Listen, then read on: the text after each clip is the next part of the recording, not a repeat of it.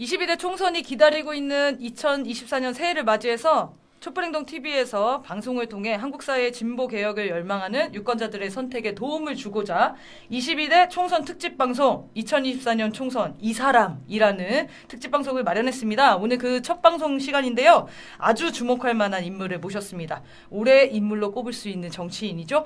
2024년 상반기 전주 재보궐선거의 주인공 진보당 강성희 의원님을 모셨습니다. 네, 안녕하세요. 진보당 강성희 의원입니다. 이 앞두고 있는 일정들이 뭐가 있나요? 네, 국회는 이제 예산 정국인데 예산은 지금 예결위에서도 소소히, 그러니까 아주 거의 여야 간사 정도, 그다음에 위원장 정도 아주 몇 사람 안 되는 사람들끼리 밀실에서 논의하고 있는 것 같아요, 지금. 그래서 계속 밀고 당기기 하고 있는데 원래는 12월 20일 날 예산안을 처리하겠다 이렇게 민주당이 얘기했었는데요. 네. 오늘 언론에서 보니까 28일 날로 연기되는 것으로 봐서는 그 안에서 예산 문제 가지고 계속 뭔가 안 풀리고 있는 것 같은데, 그래서 좀 제가 그랬죠. 아니 나도 국회의원인데 어떻게 좀 돌아가는지 좀 알려줘라. 아니 그거를 논의하는 사람들은 그럼 누구예요? 그 간사라고 하는? 예, 그러니까 예결위 간사, 여당 간사, 야당 간사, 위원장 이렇게 하고 아마도 여야 원내대표 정도 되지 않을까 싶고, 그 안에서 마지막까지 삿바 싸움을 하고 있는 것으로 보입니다. 근데 아무튼 민생 예산을 다시 살려야 된다고 계속 주장해오고 있는데 우리는 어떻게 되는지 전혀 알 수가 없어가지고 지금 답답한 마음으로 기다리고 있고, 아무튼 12월 20일이나 28일 날 정도에는 예산안 통과가 되지 않겠나 싶고, 아무튼 예산안 처리가 계속 늦어지고 있습니다, 지금. 그럼 거기서 1차 토론을 하고 그 다음에 의원들한테 그 공유를 하는 건가요? 그렇죠. 이제 마지막으로 이제 거기서 합의가 되면, 합의가 되면, 네, 그걸 이제 본회의에 올려서 본회의에서 그럼 통과시키겠죠. 너무 검토할 시간이 없는 거 아니에요? 아니 그러니까 원래 원래 예결위원들이 충분히 다 토론하고 그다음에 이제 돼야 되는데, 이게 거의 마지막에 가면 아까 얘기했던 극소수 인원들이 거기서 예산을 합의를 하는 거죠. 그러고 나서 이제 그걸 각 당의 의원총회, 여기서 각 당이라고 하면 민주당과 국민의힘의 의원총회에서 그걸 얘기해서 이 정도면 합의하자 이렇게 돼서 되면 이제 그게 본회의에 올라오겠죠. 이게 거대 정당들 중심으로 돌아갈 그렇죠. 수밖에 없네요. 모든 국회 일정이 다 그렇습니다. 그래요? 둘이 합의하는 거에 따라서 다. 예. 그래서 심지어는 제가 본회의가 2시인데 2시에 가서 앉아 있으면 저 혼자 앉아 있어요. 아무도 안 와요, 아무도. 그럼 뭐예요? 예? 시간을 잘못 받으신 거예요? 아니 2시에 하기로 했는데 갑자기 두 당 중에 어느 한 당이 의원총회를 하는데 의원총회가 늦어진다.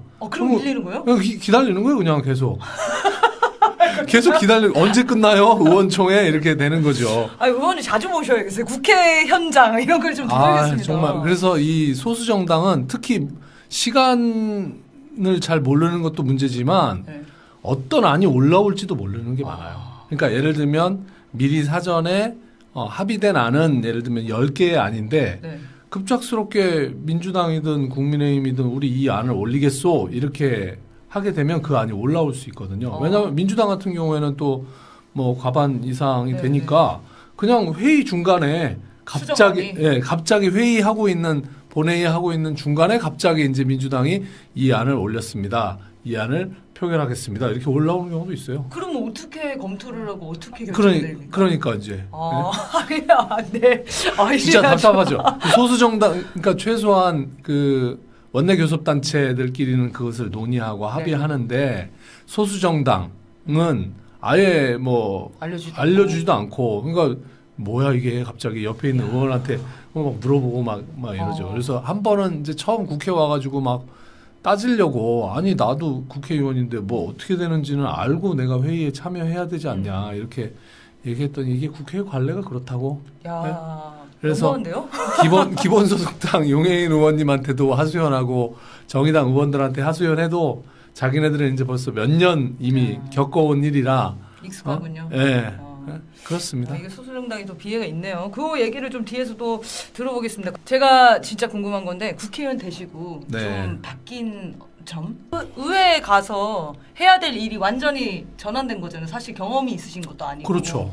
그런 걸 익히는데 되게 오래 걸리실 그렇죠. 것 같은데요? 저는 원래 국회의원 하기 전에 택배노조 조합원이었고, 그전에는 현대자동차의 비정규직 노동자였고, 노동 현장에서 노동자들 문제를 가지고 계속 같이 투쟁해 왔던 사람인데, 국회의원이 되니까 사실 처음에 그런 고민이 있었죠. 내가 장관들 앞에서, 총리 앞에서 잘할 수 있나? 왠지 좀 주눅 들고 네네. 또 국회에 왔더니 의원님들이랑 이렇게 저렇게 이제 같이 얘기도 하고 이런 경우가 많잖아요. 네. 그리고 쭉 뭐 이렇게 프로필 같은 거 이분은 어떤 분이지 이렇게 쭉 보면 거의 대다수가 다 서울대예요. 그렇죠. 그리고 뭐 판검사하고 다 뭐 이래요. 그래가지고 그러니까요. 이 사람들은 참 나랑은 좀 다른 사람이구나. 내가 이 사람들 속에서 잘할 수 있나 이런 생각도 많이 들고. 근데 항상 이제 생각하는 게 우리 지역에서 선거운동이나 아니면 지역구 돌면서 만났던 수많은 주민들이 야, 국회에 들어가서 진짜 이 정치판을 확 갈아엎어야 된다. 진짜 저 말도 안 되는 정치하는 거 봐라. 뭐 이런 얘기들 해주시는 거를 계속 되뇌이면서 나는 개인 자격으로 여기 온 게 아니고 우리 주민들의 대표로 내가 왔으니까 내가 더 당당하게 해야지 이런 마음으로 하고 있는데 처음이니까 잘 모르는 것도 많고 어리버리한 게 많죠. 아직도. 네, 그렇습니다. 네. 하여튼 국회의원이 되신 지 얼마 안 됐는데 22대 네. 총선이 앞당겨져 왔습니다. 네, 맞아요. 저 4월 달에 당선되고 나서 막 한참 바쁘게 지냈는데 이제 바로 선거운동 해야 된다고 그럼 해서. 다시 전주로 나가셔야 그렇습니다. 거죠? 예. 네. 그래서 선거에서 막 돌풍을 일으키면서 당선되지 않았어요. 그렇죠. 예. 그 선거 승리의 이유 뭐라고 생각하시는지 궁금하네요. 일단 진보당을 몰랐어요, 사람들이. 그렇죠. 예. 예. 당시에 제가 2023년도 4월 5일 선거였는데 2022년 10월 16일부터 상가 방문을 시작했거든요. 네. 그때부터 이제 뭔가 내가 알려야 된다 이래서 가게 문을 열고 들어가서 진보당입니다 이렇게 하고 들어갔단 말이에요. 네. 상가 사장님 진보당이요? 중국집입니까? 빵집이에요? 뭐예요? 진보당이 뭐야? 그래서 아니 우리도 민주당 뭐 이런 거 같은 정당이에요. 이렇게 그런 당도 있어요. 정의당 아니에요? 뭐 이렇게 정의당이랑 또 틀립니다. 뭐 이렇게. 그걸 설명하시느냐고 또 고생하셨겠네요. 네, 처음에 이제 그랬죠. 그래서 이 진보당이라는 것도 모르는데 강성이라는 사람은 어떻게 알겠습니까? 이 사람들이. 그러니까 저희가 판단했을 때는 선거에 처음 시작했을 때는 인지도 0%, 지지율 0%. 네. 네? 네. 이러지 않았겠냐 이렇게 생각했는데 전주 시민들이 이런 사람을 국회의원으로 당선시켜 준 거죠. 이건 네. 정말 놀라운 기적이죠, 것이라고 기적. 저는 생각합니다. 네. 네. 근데 이제 그랬던 이유가 이제 여러 가지 많이 있을 텐데 지금도 가면 이제 동네 상가 방문 제가 쭉 주말이면 이제 가게마다 다니면서 인사드리고 이렇게 하는데 지금도 그런 얘기 하는 분들 많아요.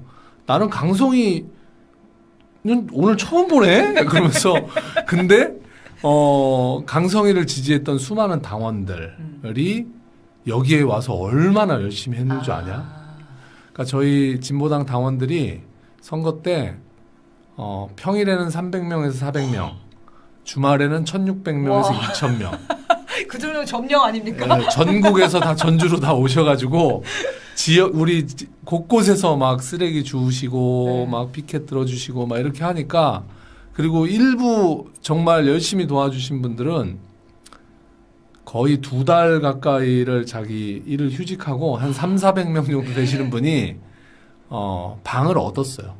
전주에 방을 얻어가지고 2달 휴직한 분들이 300~400명이라는 거예요? 네. 네, 그분들이 방을 얻어가지고 계속 아침부터 네. 저녁까지 계속 이제 선거운동을 해주시고 그 지역 주민들이랑 정말 친해진 거예요. 자기 이제 동네 지역 주민들이랑. 네. 그래서 강성희는 모르는데 진보당은 한다. 진보당의 그 당원들 정말 너무 열심히 한다. 그래서 심지어는 저한테 그런 얘기 하는 분들이 있어요. 진보당 니네 종교랑 관련이 있지 않니? 너무 많이 와 있으니까. 그러지 않고는 도저히 내가 이해가 안 된다. 네. 왜 이렇게 열심히 그러니까 제가 사실은 오해할 만한데요. 제가 그분들한테 10원 한 장 돈을 못 드렸거든요. 그럼 더 오해할 만한데요. 아니 3,400명 되는 사람들이 와서 밥을 먹고 여기서 살고 이렇게 네. 하는데 돈이 얼마나 많이 들겠어요. 그러니까요. 근데 제가 뭐 비정규직 노동자, 택배 노동자 뭔 돈이 있어서 그분한테 하겠어요? 네. 그러니까 심지어는 선거운동하는 과정에 상대 후보가 야 우리는 저기 뭐야 돈 안 받고 나는 지금 새벽 1시까지 일하는 거야 막 이렇게 선거운동 하는 거야 막 이렇게 얘기하니까 우리 이제 당원이 저는 돈 300만 원 내고 하는데요 지금. 이길 수가 없다. 네. 아 정말 그래서 전주에 있는 주민들이 지금도 아 그때 선거 때 진보당 정말 열심히 하고 이랬던 걸 기억한다고. 네. 근데 이제 저는 그 이유가 있다고 봅니다. 그러니까 진보당이 통합진보당이 과거 2012년도에 해산하겠죠. 국회에 13석을 아, 만들거든요. 그리고 나서 2013년, 14년 거치면서 해산당했어요. 그러니까 이제 그때 그 상처를 받았던 많은 당원들, 그런 분들이 진짜 10년 동안 막 절치부심하면서 활동을 해오신 거거든요. 근데 그렇다고 해서 10년 동안 선거에 안 나갔냐? 계속 나갔어요. 우리는 민중연합당이라는 이름으로, 민중당이라는 이름으로 네. 계속 나갔는데 거의 당원들 정도도 표를 안 찍는. 예를 들면 대통령 선거를 하면 혹시 내가 우리 후보를 찍으면 저 국힘이 되면 어떻게 해? 막 이런 것 때문에 우리 당원들조차도 우리 당을 못 찍는 상황이 계속 10년 가까이 됐는데 야 전주가 좀 될 것 같대. 뭐 이런 이제 얘기가 되니까 막 전국에 있는 우리 당원들이 막 와가지고 한 번 오시면 나 다음번에 또 올 거야. 막 이런 게 된 거예요. 근데 처음에 될 것 같다 생각하셨어요? 0%에서 시작했는데. 아, 솔직히 저는 된다고 생각했거든요. 그러니까 물론 근거는 없어요. 2022년도 지방선거에서 진보당의 지방 의원들이 21명이 당선이 됩니다. 맞아요. 네. 네. 그때 우리가 정의당이 9석이 당선이 되는데 우리가 21석 되면서 2022년도 지방선거 성적표로는 우리가 제3당이 된 거예요. 2024년도 총선인데 2023년도에 전주에서 재선거가 열린 거죠. 근데 공교롭게도 전국에서 한 군데만 열린 거예요. 이 선거가. 그래서 저희는 사실 고민을 했죠. 원래 저는 만약에 그냥 2024년도 총선이었다면 출마를 안 했을 거예요. 저는 아마. 아유 우리 당에 훌륭하신 분들이 전국에서 수십 명 다 이렇게 나오시는데 내가 뭐 굳이 나 같은 사람이 뭐 나는 그냥 현장에서 열심히 그냥 노동조합 활동하면서 이렇게 하면 된다 생각했는데 2023년도에는 전주밖에 없는 거예요. 근데 전주에서 만약 우리가 후보를 못 내면 아 이건 진짜 아니지 않냐. 그래서 처음에는 출마하는 게 의미가 있지 않냐. 이런 마음으로 출마를 했고 조금 지나서는 야 우리 정의당만 이기면 참 좋겠다. 뭐 이런 이제 생각을 했고 그 뒤에는 목표를 당선으로 바꿔야 되겠다. 우리 당에 중앙위원회라는 이제 기구가 있는데 한 250명 정도 되는 전국에 있는 우리 당의 주요한 활동가 분들이 모이는 회의예요. 그 회의에서 제가 250명 되는 중앙위원들 분들 앞에서 나 전주에서 내가 열심히 하고 있는데 주민들이 다 나 찍어준다고 한다. 근데 이게 후보한테는 좋은 얘기 하지 않냐. 후보한테 아유 너는 안 돼. 이렇게 얘기는 안 하지 않냐. 그래서 이게 혹시 후보한테 하는 그냥 의뢰하는 얘기인지 아니면 내 생각엔 진짜 분위기가 좋은데 와서 좀 확인해 주셔라. 여러분들이 와서 한번 이게 어떤 건지 확인해 줘라. 이제 이러면서 그때부터 중앙위원들이 오기 시작하고 그러면서 아까 얘기했던 당원들이 다 막 오면서 진짜 전주는 그 전주 시민들이 그런 얘기 많이 했어요. 옛날에 나 젊었을 때 니네처럼 그렇게 뜨거웠을 때가 있었는데 나도 옛날에 그랬었는데 근데 니네 보니까 진짜 그 옛날에 나 뜨거웠을 때 그 마음이 생각난다 뭐 이러면서 막 이게 막 됐고 마지막에 한 번 고비가 있었습니다. 선거 일주일 남겨놓고 전주 시내에 진보당은 빨갱이다. 맞아요. 기억나요. 강성희는 뭐다 간첩이다. 뭐 이런 식의 민주당 쪽에서 무소속으로 나온 분이었죠? 네, 맞아요. 그게 도배를 했어요. 전주 시내를 다 플랜카드로 다. 네. 그래서 혹시 이것을 넘어서면 우리가 이길 수 있을 것 같고 그리고 한편으로는 그 플랜카드가 나올 때 한편으로는 기뻤어요. 왜 그랬냐면 예상했거든요. 만약 우리가 당선권으로 가면 이런 안티가 있을 것이다. 당선권이 아니라면 아주 조용하게 선거가 치러질 것이다. 그리고 그게 제일 마지막 논리잖아요. 논리라고 할 수도 없죠. 그래서 그 플랜카드가 붙고 나서 마지막 여론조사 결과에서는 공표를 못 하잖아요. 여론조사 결과 공표를 못 하는데 1등과 2등이 붙어 있다고 했어요. 제가 1등을 하긴 했는데 차이가 너무 미비해가지고 이거는 그냥 똑같다고 봐야 된다. 근데 선거 결과는 9% 이상 차이가 났어요. 그러니까요. 그래서, 완전 압도적으로. 그래서 전주 시민들은 이 종북 공세와 빨갱이 타령을 이제 넘어섰구나. 이제 더 이상 이런 걸로는 안 되는구나.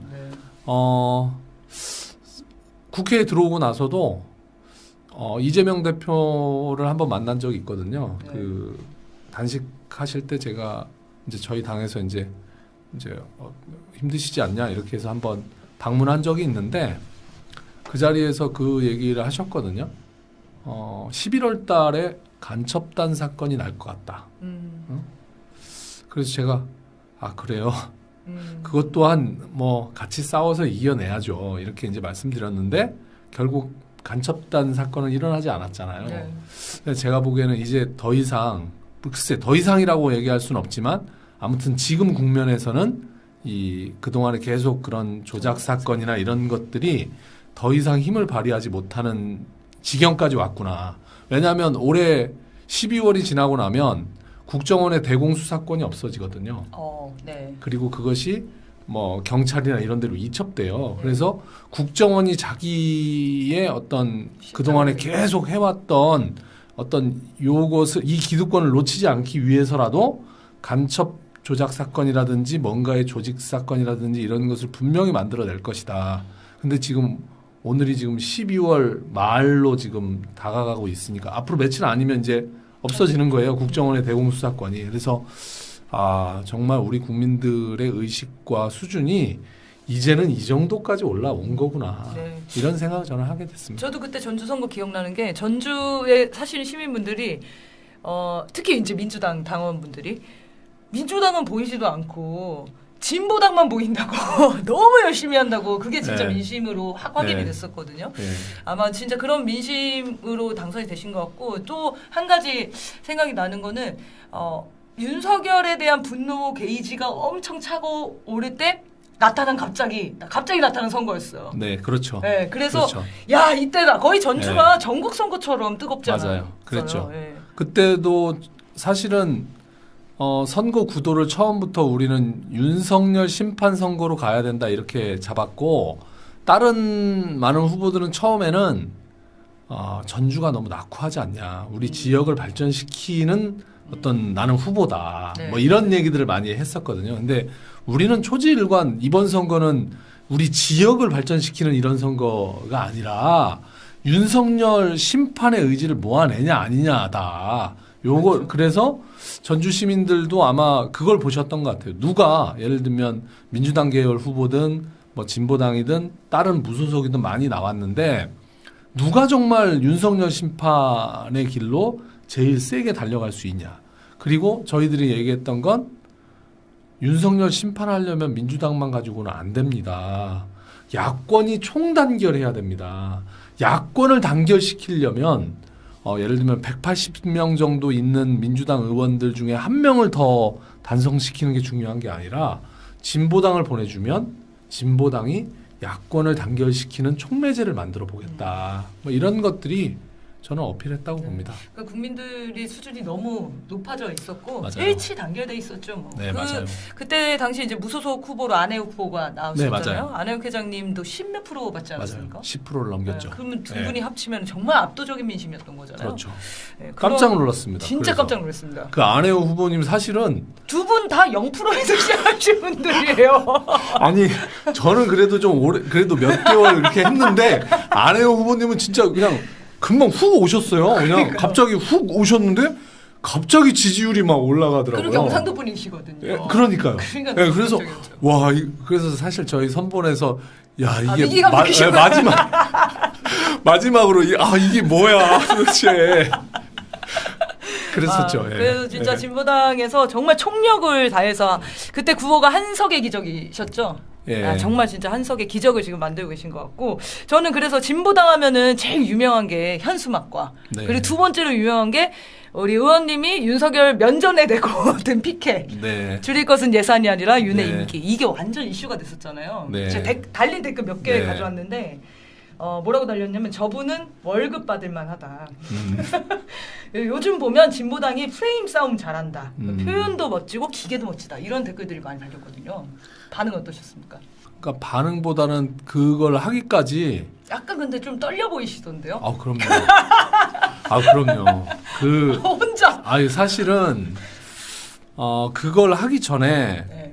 민주당과 국민의힘이 합의를 했어요. 맞아요. 피켓 안 들기로. 네, 국회 내에서 고성을 지르지 네. 않는다. 그다음에 피켓을 들지 않는다. 이런 걸 합의를 했어요. 근데 그래서 사실 저는 이제 속으로 그건 이제 두 당이 합의한 거고 나한테 뭐 얘기를 한 건 아니잖아. 뭐 나는 전혀 들은 바가 없는데. 장점이 여기서 말이 되는군요. 두 당의 합의가. 일단 뭐 그렇게 됐고 근데 이제 고민이 뭐냐면 두 당이 합의를 했기 때문에 국회의장이 혹시 내가 피켓을 가지고 들어가면 이건 저기 여야 합의가 됐기 때문에 이 국회 본회의장에 이거 못 들고 들어옵니다. 이렇게 해서 거기 이제 경비 쓰시는 분들이 혹시 막으면 어떡하지? 그래서 이 피켓을 신문지에 싸가지고 들어갈까? 뭐 어떻게 들어갈까? 막 이렇게 고민하다가 안 되겠어 가지고 이 옷에다가 이 와이셔츠 옷 속에다가 피켓을 집어넣고 네. 이게 딱 잠그고 이제 들어간 거예요. 들어가서 이제 그 안에서 이제 와이셔츠를 풀러가지고 딱 도착하자마자 네, 풀러가지고 이제 딱 준비해놓고 있다가 이제 대통령이 이제 입장하면서 이제 딱 이제 들기 시작한 건데 네. 제일 큰 고민은 이제 들긴 들었는데 대통령이 끝나고 연설을 마치고 막 악수를 막 하기 시작한단 말이야. 나한테 오면 어떡하지? 나 이렇게 들고 있는데 나한테 와서 악수를 청하면 어떡하지? 뭐 이런 고민이 들어가지고 악수를 청하면 일단 악수를 일단 하고 그다음에 이 피켓을 이렇게 줘야겠다. 줘야겠다. 네, 이제 그런 이제 생각을 했는데 다행히 아무튼 제 쪽으로 오다가 저하고 눈을 안 마주치고 이렇게 쓱 지나가시더라고요. 눈도 안 마주치고 네. 그래서 아무튼 뭐 그렇게 했고 주변에서의 어떤 반응은 이제 그런 게 있었죠. 이제 강성이는 이제 다 털리겠구나. 이제 탄핵 상수니까. 네, 이제 뭐 다 털리겠구나. 이제 그러는데 아마 좀 나올 게 좀 있으세요? 열심히 털고 있을 겁니다. 아마 지금. 근데 나올 게 없을 것 같은데. 네. 하여튼 그게 정말 국민들의 마음을 대변해줬고 당시에 그 두 당의 민주당과 국힘의 합의를 보고 저는 이런 자리에서 어떤 누가 발언도 하나 안 하는 게 너무 답답하게 느꼈거든요. 네. 그래서 그런 마음을 좀 대변해 주셔서 고마웠고 그때 또 이제 김영미 의원이 얘기했잖아요. 이제 내려오셔야죠. 이렇게 악수. 네. 이 두 가지가 국민들의 속을 뻥 뚫어주셨다. 네. 그래서 너무 감사했습니다. 아유, 어쨌든 이 짧은 의원 생활이셨지만 그 기간에 좀 해놓은 거, 좀 더 주력했던 거 이런 게 있으면 좀 얘기해 주세요. 법안 발의하기가 되게 어렵더라고요. 몇 명의 동의가 있어야 되죠. 10명 있어야 되는데 저는 처음에 제가 국회 처음 딱 들어왔는데 정청래 의원이 밥 한 번 사준다고 자기 사무실로 오라고 처음 이제 국회 들어와서 이제 아무것도 모르는데 그래서 너무 좋아가지고 정청래 의원실에 딱 갔더니 거기 윤미향 의원님하고 두 분이서 빨리 오라고 하면서 이제 막 밥 먹으면서 앞으로 저 법안 발의하는데 힘든 거 있으면 다 나한테 갖고 와. 내가 다 해줄게. 한 번은 안 해주셔가지고.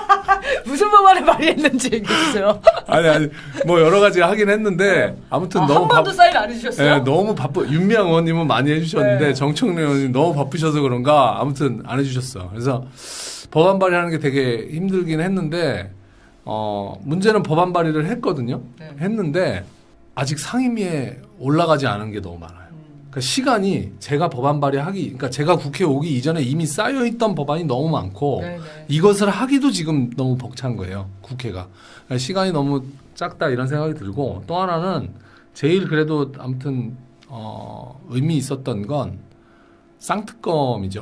네. 그러니까 제가 사실 그 선거운동 할 때도 우리 주민들한테 나 가면 쌍특검만은 내가 반드시 내가 한다 이렇게 얘기했고 그때 당시 사실 정의당이 조금 입장이 애매했었어요. 그러니까 당시 올 봄만 하더라도 정의당에서는 좀 이 김건희 특검과 50억 특검에 대해서는 일단 검찰 조사를 좀 지켜보고 나서 그 뒤에 좀 판단해야지 이걸 바로 막 특검 법안을 올리는 것이 좀 그러지 않냐? 뭐 요런 입장이었어요, 그래서 당시에. 엄청 먹었습니다. 네, 당시에.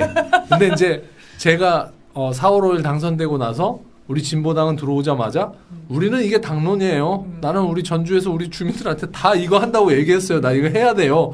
이렇게 얘기하니까 조금 애매해지는 게 있는 거예요. 민주당은 이걸 하자. 네. 근데 정의당은 하지 말 좀 기다리자 이런 거였는데 뭔가 누군가 새로 쑥 들어와갖고 그렇죠. 야 이건 해야지 이렇게 되니까 좀 약간 태도 변화가 그렇죠. 태도 변화가 좀 있으셨고 그러면서 패스트 트랙에 올리게 됐고 그게 이제 이번 12월 28일 날 네. 이제 상정해서 통과시키게 되는 예정이죠. 그게 아무튼 이 윤석열 심판의 어떤 정국을 새로운 정국으로 만드는 어떤 계기를 만들게 된 것 같아서 야사당이 같이 했거든요. 야사당이 힘을 모아서 그렇게 했다는 것이 저는 아무튼 의미가 있는 것 같습니다. 민주유공자법이라고 해가지고요.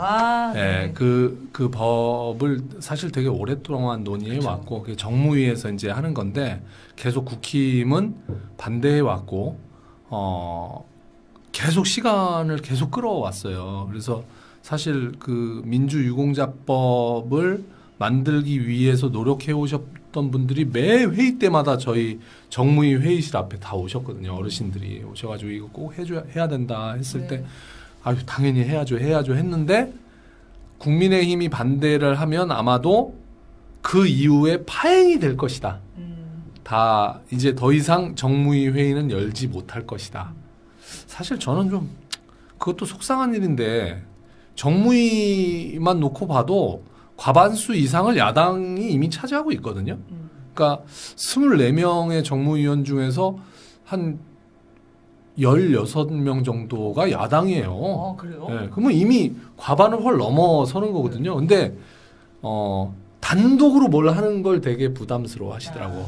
네? 단독으로 하면 안 된다 이런 게 있어서 아무튼 저는 막 단독으로라도 그냥 합시다 막 이런 생각이었는데 그렇게 되면 이후에 힘도 받을 수가 없고 통과시킨다 하더라도 계속 정부가 계속 그것을 막 니네 단독으로 한 거잖아 막 이러면서 계속 그래서 이거 단독으로 하면 좀 그렇다. 그래서 시간을 끌다가 마지막에 더 이상 이제 할 수 없어서 그것을 이제 통과시키자라고 했는데 국힘에서 갑자기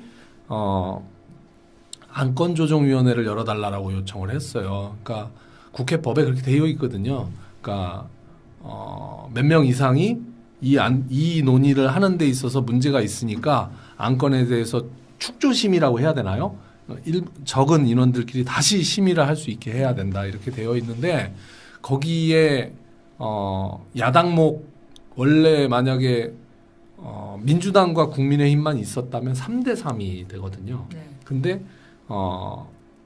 다른 당이 있으면 비교섭이 있으면 하나 들어가게 돼요. 그러니까 민주당 셋, 진보당 하나, 그다음에 국민의힘 둘 이렇게 돼서 안건조정위원회를 열게 됐는데 거기서 국민의힘은 안건조정위원회 열어달라고 해놓고 안 왔어요. 무슨 생각이에요? 그러면? 안건조정위원회 어차피 통과될 거라고 생각했구나. 그렇죠. 포기한 거죠. 안건조정위원회 거치고 나서 다시 정무위 전체 회의를 열거든요. 근데 거기도 안 왔고. 그래서 근데 그래서 그냥 아주 순조롭게 통과가 될 줄 알았는데 갑자기 박민식 장관이 나타나가지고 이제 자기 그 해당 그 부서의 법안이니까 당연히 장관이 이제 자리를 하는 건 맞는데 그 장관이 이제 끝끝내 이거는 안 된다고 얘기를 막 이제 하고 무슨 뭐라고 했나 반헌법적인 법이다. 운동권의 음서제도다. 뭐 이런 식의 얘기를 막 해가지고 그때 당시에 막 야당 의원들이 그러니까 뭐가 음서제도가 뭐냐? 그러니까 시험 안 보고 과거 시험 안 보고도 벼슬을 하는 게 음서제도인데 이 민주유공자법에 그런 내용이 없잖아요. 그런 내용이 어디 있다는 거냐라고 얘기하면 말은 못 하는데 계속 음서제도다 막 이렇게 얘기해서 우리는 이제 그때 12.12 사태에 반란군을 진압했던 군인들의 명예를 다시 회복하는 법이다 이게. 그래서 서울의 봄에 나오는 김호령, 중령이나 이런 사람들까지도 이 법에 다 포함이 되고 이 사람들의 명예를 회복할 수 있는 법이다. 왜 이걸 막냐 이렇게 얘기하면서 통과시켰는데 법사위로 가거든요. 그게 법사위로 가서 본회의로 가는데 제가 보기에는 지금 이 정도 상황이면 법사위에서도 쉽지 않거든요. 네? 그래서 더 많은 국민들이 이 법에 좀 관심 가져주셔야 되고 그리고 민주당과 야당들이 더 세게 붙어야 됩니다. 아니 들어보니까 진보정당의 역할이 거기에 있는 것 같아요 지금. 네, 진보정당이 어쨌든 소수잖아요. 사실 그렇죠. 혼자 살 수 있는 건 많지는 않지만 그렇죠. 이거를 여론을 움직이는데 그리고 견인을 하는데 되게 큰 역할을 하는 그렇죠. 거잖아요. 그렇죠. 네. 그러니까 항상 그래요. 제가 특히 국정감사하면서 많이 느낀 게 뭐냐면 막 뭔가 이게 문제가 있어. 이것을 뭔가 이번에 새롭게 바꿔가지고 이러이러한 잘못된 비리나 이런 것들은 싹 조사하고 다시 한번 새롭게 합시다. 이렇게 딱 누군가 안을 내요. 그러면 반대 당에서 뭐라고 하냐면 니네 집권할 때 왜 안 했니? 니네 집권할 땐 가만히 있다가 왜 우리가 집권하니까 이걸 하자고 하냐? 이런 얘기를 해요. 진짜 실제로 뱉는 말입니까? 예, 그럼요. 그래서 이 사람들은 국민을 바라보면서 정치를 하는 게 아니라 상대방만 넘어서면 되는구나. 국민의 눈높이에서 보는 게 아니구나. 근데 거기에 그동안에는 계속 민주당과 국민의힘의 대결이었다면 진보당에 한 명이 끼니까 나는 민주당 아닌데요? 그러니까요. 뭔 소리예요? 이건 해야죠. 이건 민주당만 하자는 게 아니라 야당들이 다 하자는 겁니다. 또 무소속들도 다 하자는 겁니다. 쉽게 얘기하면 국민의힘 니네만 하지 말자는 거야. 나머지는 다 하자는 거야.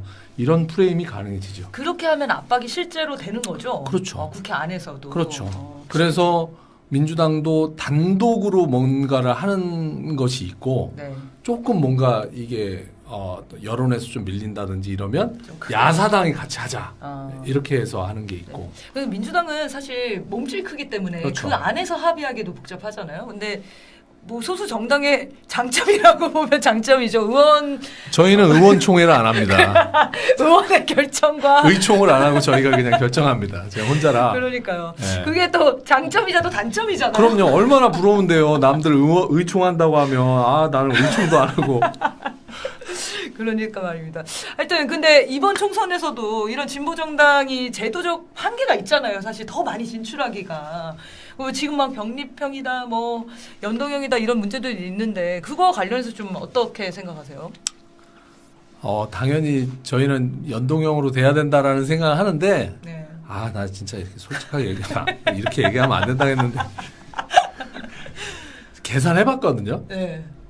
실제로? 네, 막 이렇게 다 계산해보죠. 다 당에서 전부 다 근데 다 계산하는 사람마다 다르더라고요. 아니 민주당도 당연히 시뮬레이션을 돌려서 이렇게 하는 경우에 몇 석이 우리한테 유리하고 뭐 이런 걸 다 계산하는데 제가 계산해 보니까 병립형이나 연동형이나 비슷해요.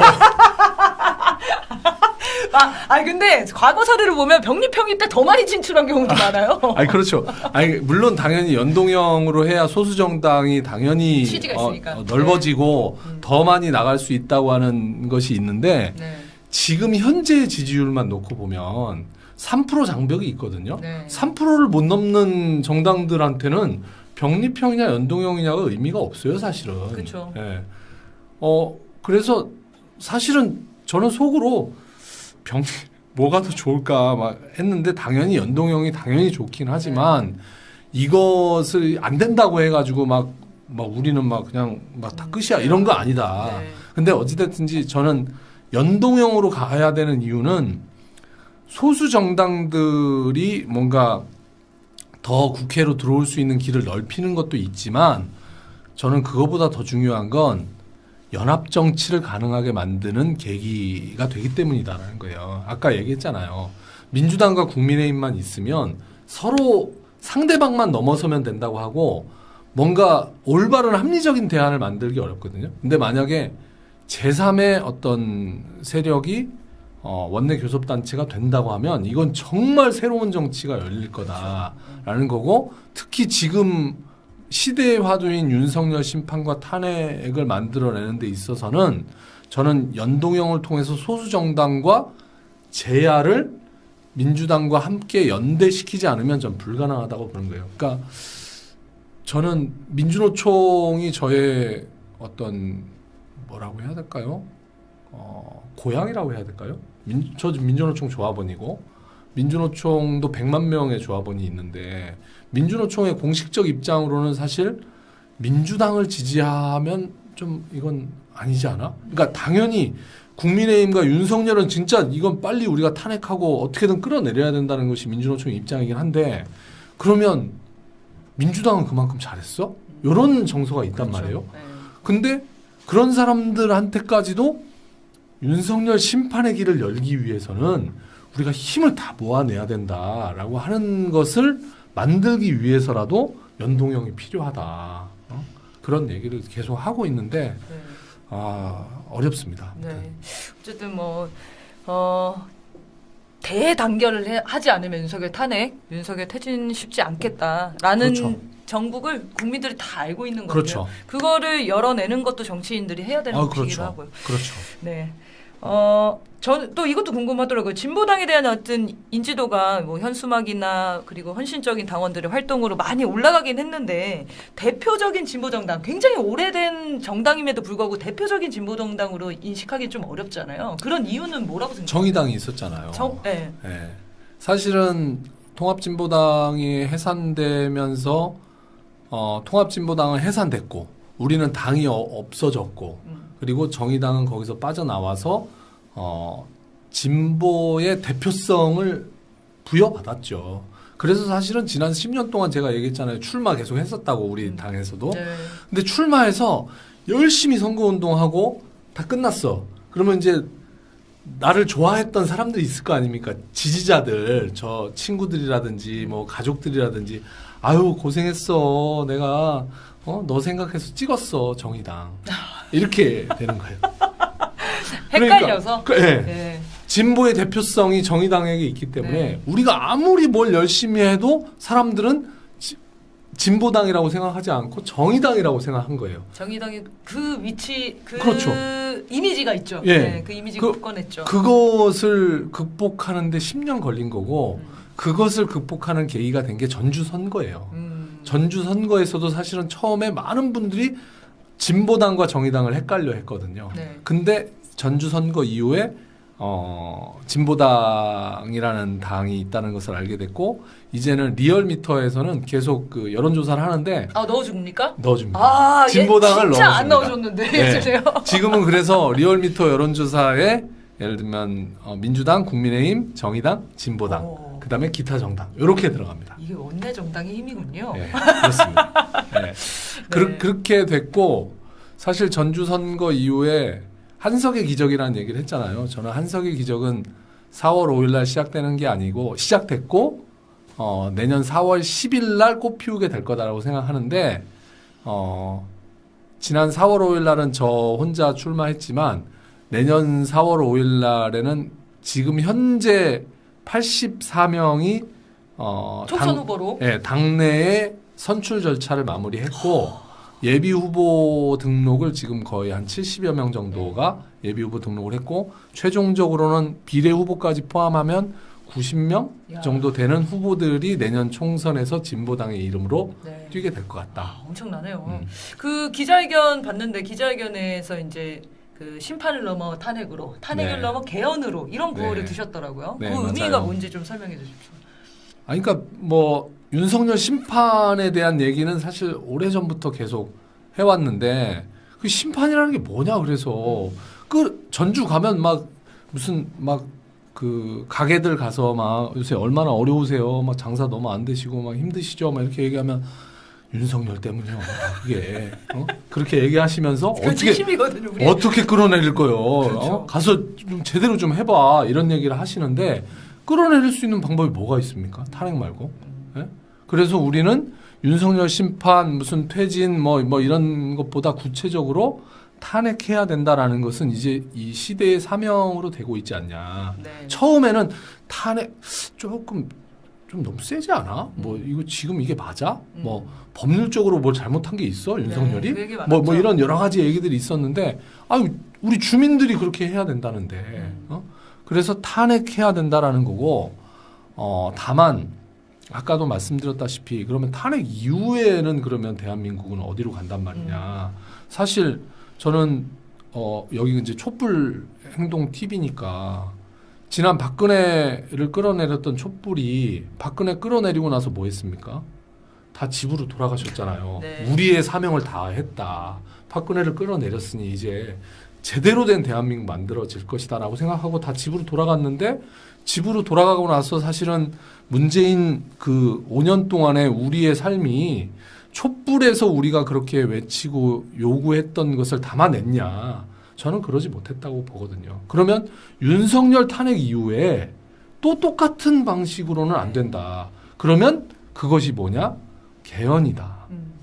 대한민국을 다시 새롭게 리모델링하는 개헌이다. 그리고 그 개헌에 동의하는 사람들이 다 모여서 같이 탄핵을 하자. 그러니까 그렇게 해서 개헌 의석을 만들자. 그렇죠.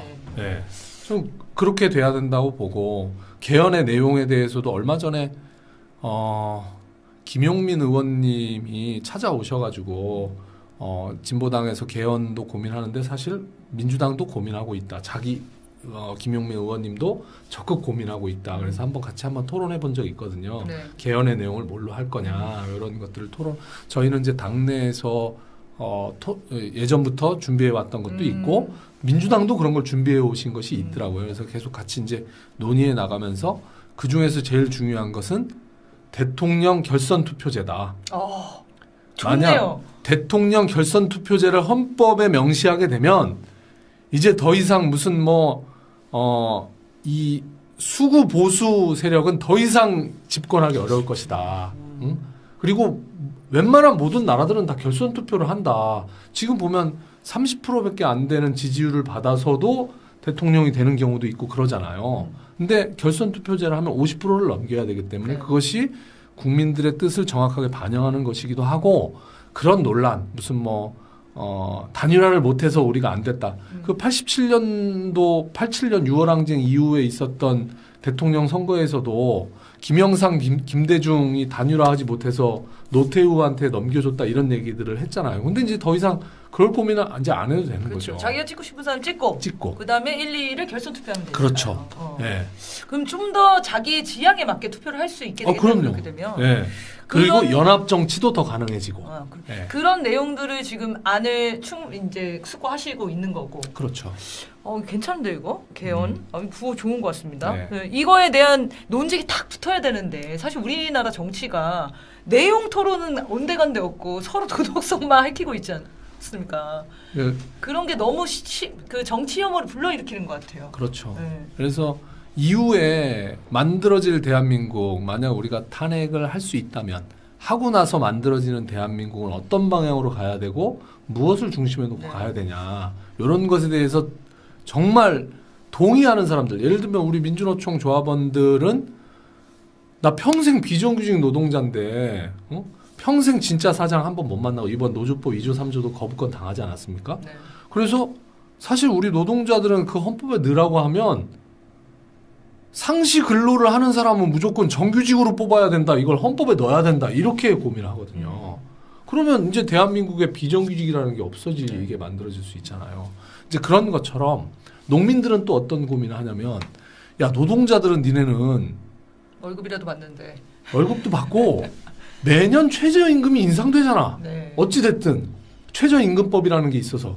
근데 우리 농민들은 쌀값 보장해달라고 하는 것도 안 되고 최저 수매제도 안 되고 도대체 뭐 지금 그분들은 연소득이 가구당 1,000만 원대예요. 그러니까 연봉 1,000만 원 받으시면서 일하시는 거거든요. 농민분들은.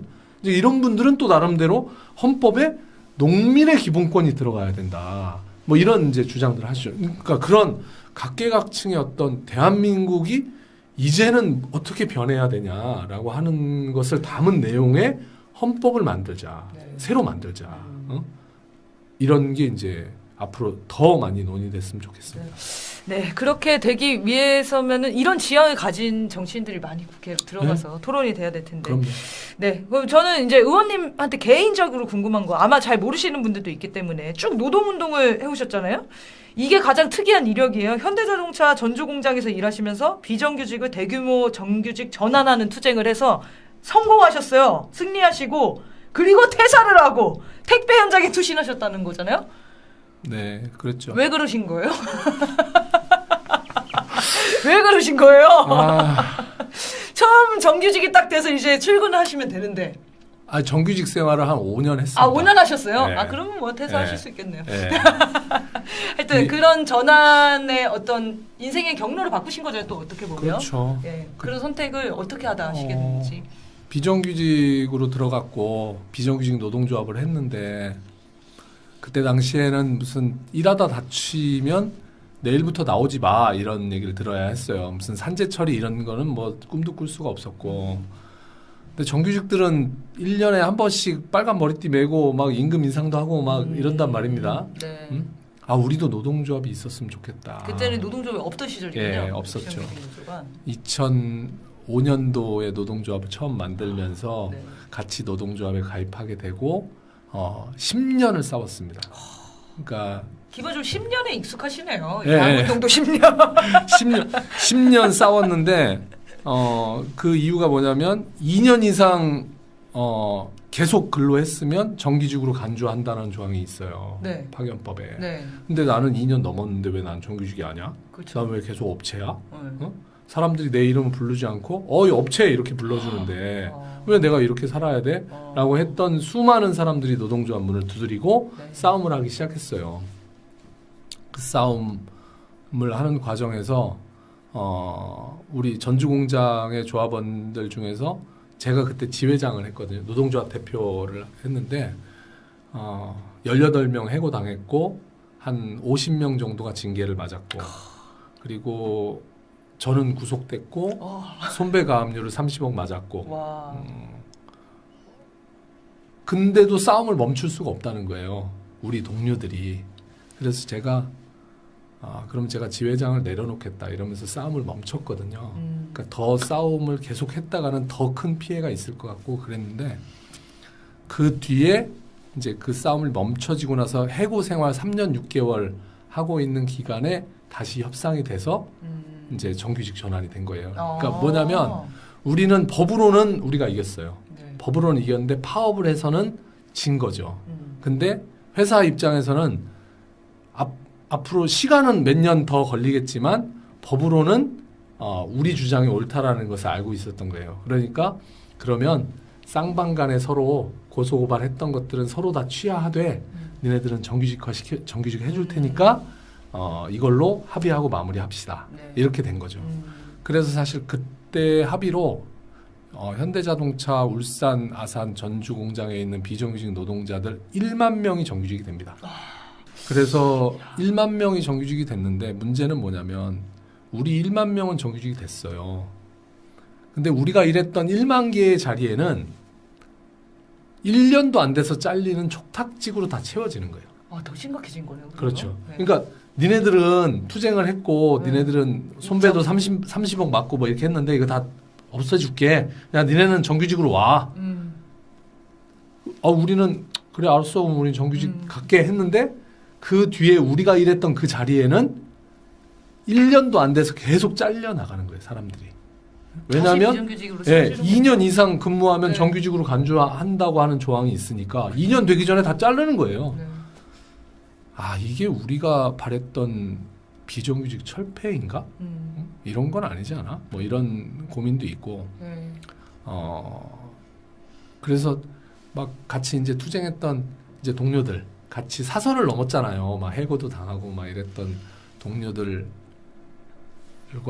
뭔가 우리도 같이 좀 뭔가 활동을 해보자 했는데 나는 이제 꿈을 이뤘는데 또 투쟁을 하자고 하냐 너는. 어? 나는 이제 좀 쉬고 싶어. 나 10년 동안 막 그렇게 싸워가지고 네. 그러면서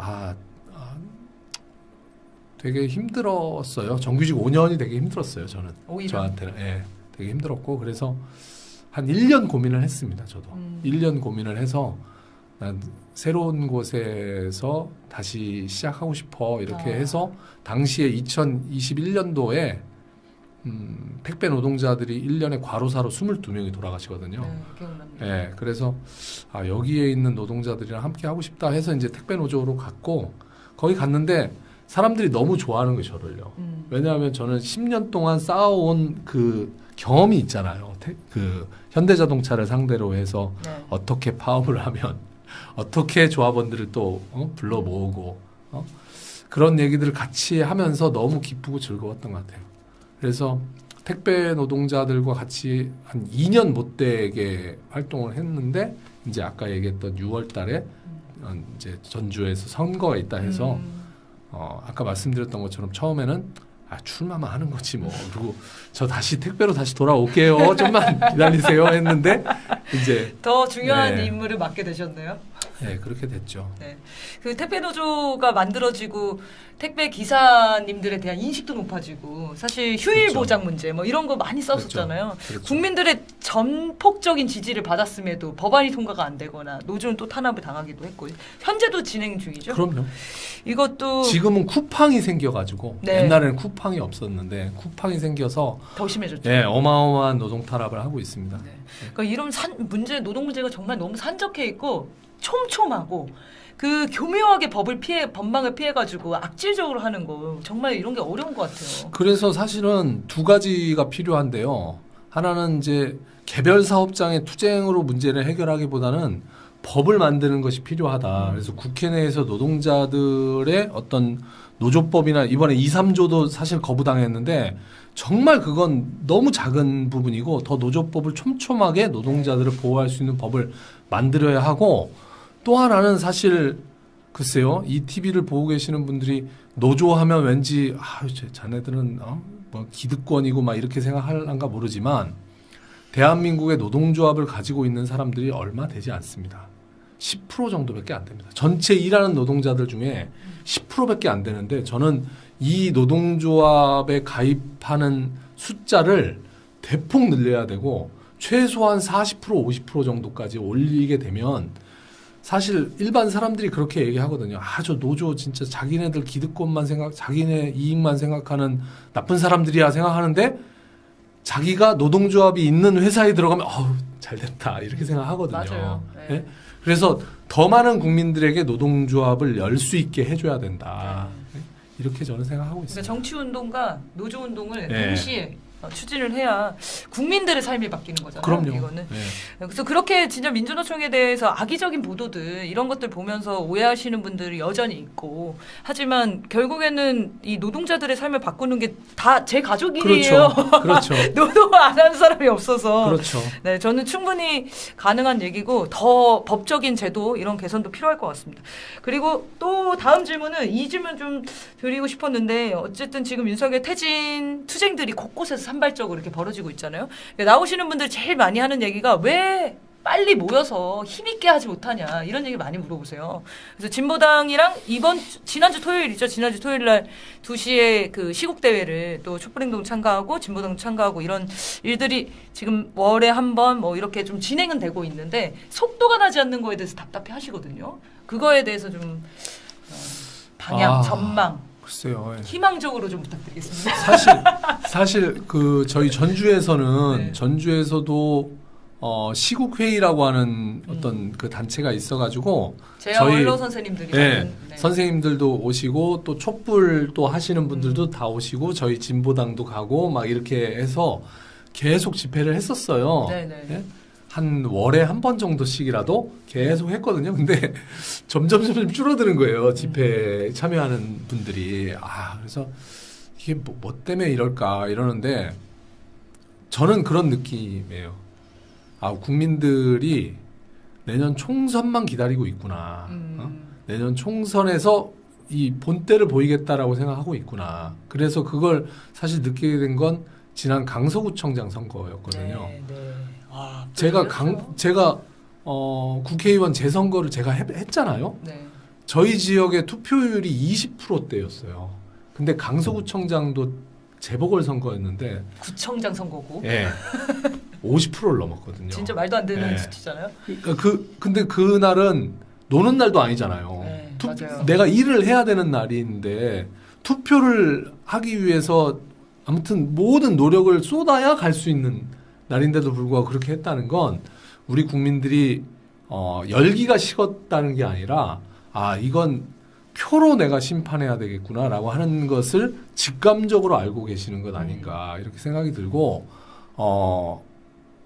이 아까 이제 말씀드렸던 어떤 그동안에 민주노총이라든지 진보당이라든지 이런 데에서는 왜 그러면 이렇게 촛불 행동이나 이런 데에서 같이 좀 힘을 모아서 같이 하면 좋았을 텐데 왜 이렇게 하지 못했을까?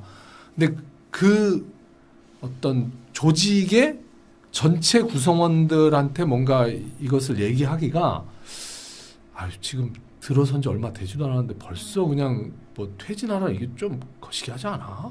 뭐 이런 게 있었단 말이에요. 근데 이제 사실 지금은 이제 다 누구나 자연스럽게 탄핵해야 된다라는 것이 이제 만들어지고 있기 때문에 저는 계기만 만들어지면 이게 확 일어날 수 있을 것이다 이렇게 생각합니다. 하여튼 금방 만나야 되고 만나게 그럼요. 되죠. 네, 그럼요. 네. 그리고 다들 이제 표를 어떻게 행사할지 그 총선 때 심판을 할 각오도 계시겠지만 저희는 이제 그런 입장입니다.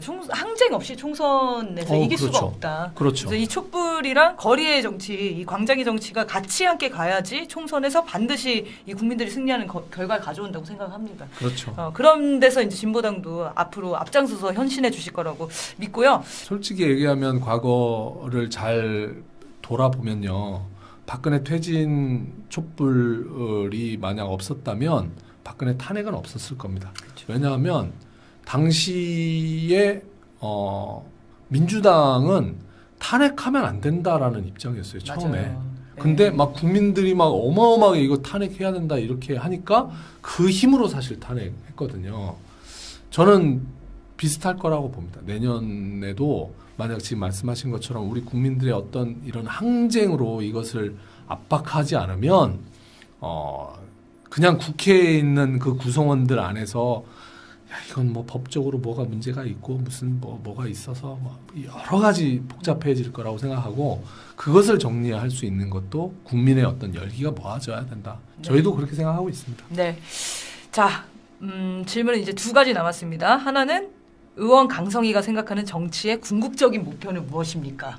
질문 어렵죠. 네. 사람들이 억울하고 서럽지는 않게 만들어줘야 되지 않냐 싶어요. 그러니까 궁극적 목적은 정치를 없애는 게 궁극적 목적이죠. 없어도 그냥 뭐 나 사는데 별로 나 정치에 관심 없는데 나 사는데 별로 뭐 거칠 것도 없고 편안해요. 이렇게 하면 되지 않겠습니까? 근데 지금 사실은 윤석열 심판 탄핵을 외치는 수많은 전주의 시민들이 대부분 먹고 살기 너무 힘들다는 거거든요. 이대로는 더 이상 못 살겠다는 거예요. 그게 정말 피부로 저는 느껴지는 게 지난 4월 선거 때는 윤석열 진짜 나쁜 놈이야. 너 어떻게 해야 돼? 이런 거였다면 지금은 가게에 가면 저 이제 뭐 다음 달에 폐업할 거예요. 네. 뭐 더 이상 뭐 희망도 없고 더 이상 뭐 안 돼요.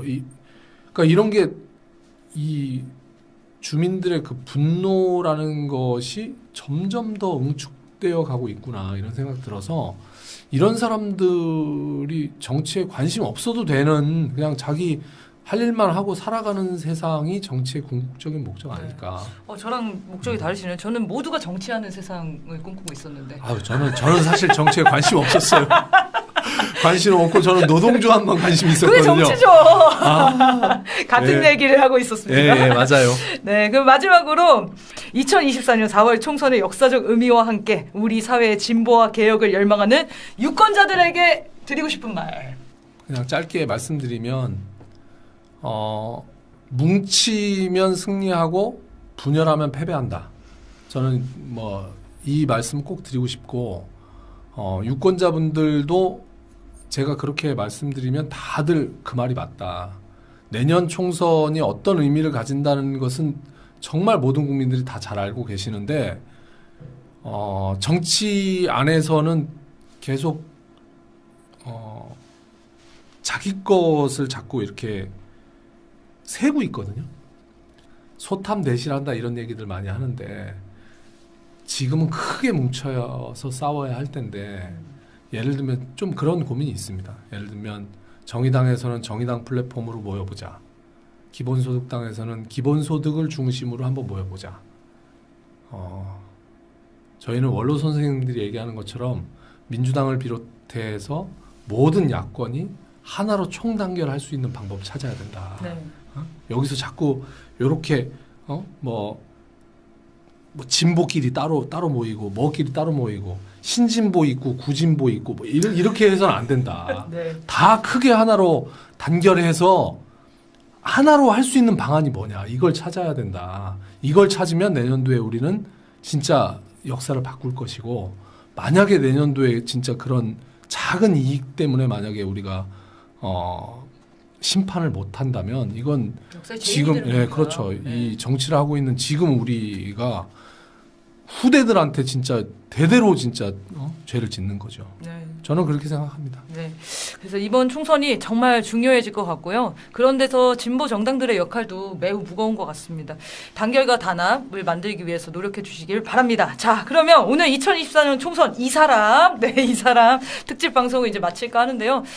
진보 정당이 우리 국민들의 민심을 늘 대변하고 앞장서 싸워주시기를 바라는 마음을 담아서 오늘 방송 마치겠습니다. 와주셔서 감사합니다. 감사합니다. 감사합니다.